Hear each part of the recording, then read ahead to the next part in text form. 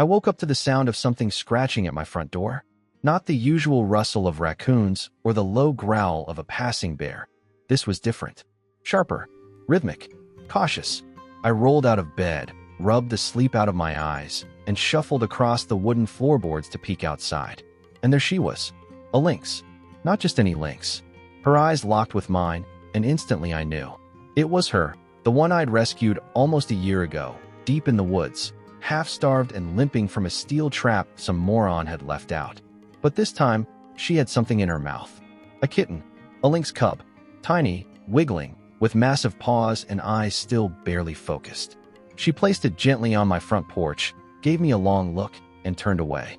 At first I stood frozen. No thoughts, no words, just trying to process what the hell was happening. Then, as quickly as she'd come, she vanished into the tree line. I stepped outside slowly, not to scare the cub. It squeaked, flopped over trying to stand, then looked up at me with the exact same eyes its mother had. I crouched down and instinctively wrapped it in the bottom of my old flannel. 15 minutes later, she returned, this time with another one. And then, a half hour later, a third. I don't know what changed. Maybe it was desperation. Maybe she remembered what I'd done for her and knew I wouldn't harm them. Maybe, in her wild lynx way, she trusted me more than she trusted the forest. By noon, I had 3 lynx cubs tumbling over one another on my front porch, and a mother lynx sitting a few feet away, watching me with those same unreadable, ancient eyes. Now, let me rewind a little. Last summer, I found her during one of my routine hikes. I manage trails in our part of Montana. Nothing fancy, just upkeep and wildlife surveys. I was heading back toward the truck when I spotted the blood on the moss. Followed it. Found her trapped, her back paw mangled in a cruel iron mess. She was too weak to fight. I threw my jacket over her, released the trap, and carried her back. That night I stayed up, boiling chicken breast and Googling everything I could about wild lynxes. It took her nearly 2 months to recover. I built a makeshift pen behind my shed, reinforced with logs and mesh. Every day I checked on her. She'd growl if I got too close, but she ate what I brought. After 6 weeks, she started limping around the pen. After 8, she was climbing. After 10, she was gone. One night, she just disappeared, left nothing but paw prints in the dirt. And now here we were. The cubs were chaotic. No, seriously. They were adorable, yes, but chaos in its purest, fluffiest form. One discovered my shoelaces and pounced on them like a jungle predator. Another tried to climb my porch screen and nearly took it down. The third found my cat's old squeaky mouse under the bench and refused to give it up for hours. I couldn't stop laughing. Their mother didn't intervene. She watched, alert but calm. If any of them strayed too far, a low chuff from her brought them scrambling back. That night, I set out 3 bowls of food. Just chicken, some raw liver, nothing fancy. They tore into it like it was their first meal in days. Maybe it was. They didn't leave that night. I didn't have the heart to chase them off. Instead, I spread out a couple of old towels, tossed some blankets in a dry box, and kept watch from inside, just in case coyotes got bold. The next morning, I was woken not by my alarm, but by the sound of something banging on the window. One of the cubs was pawing at the glass. I laughed so hard I nearly fell off the couch. That day became the first of many.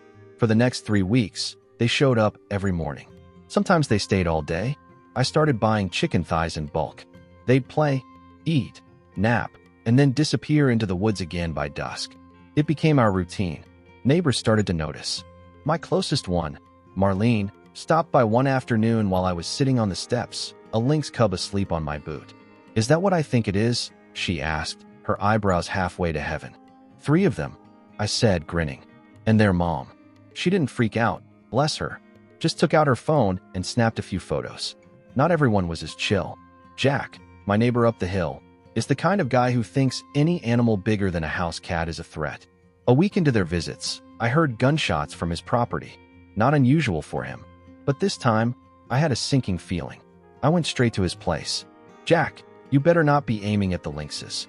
"I saw one near my shed," he said. "Had to scare it off." We talked.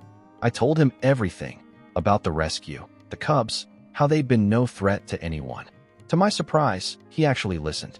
"All right," he said, "but if they come too close to my dogs." "Fair enough," I replied. "I'll keep them on my side." A month in, things shifted. The cubs grew bolder, stronger, more coordinated. I caught one trying to climb the rain gutter. Another dug up a patch of garden where I'd planted herbs. They were becoming wild again. And then, one day, they didn't come. It was weird. I waited until noon. Then sunset. I even walked the edge of the woods, calling gently, like they'd somehow answer. Nothing. The next day, still no sign.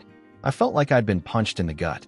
I knew they couldn't stay forever, but I hadn't expected it to feel so empty. But on the third day, just as I was starting to really worry, I heard the unmistakable sound of claws on wood. They were back. Bigger, sleeker, confident. And it was the last time I saw them. They stayed just long enough for one more meal. One more romp through the yard. One more tumble in the wildflowers by the steps. Their mother gave me a final look, the kind that made me feel like she saw right through me, and they vanished into the trees. I haven't seen them since. But sometimes, in the still of the morning, I think I hear the soft tread of paws on pine needles. And every spring, I leave out a bowl, just in case.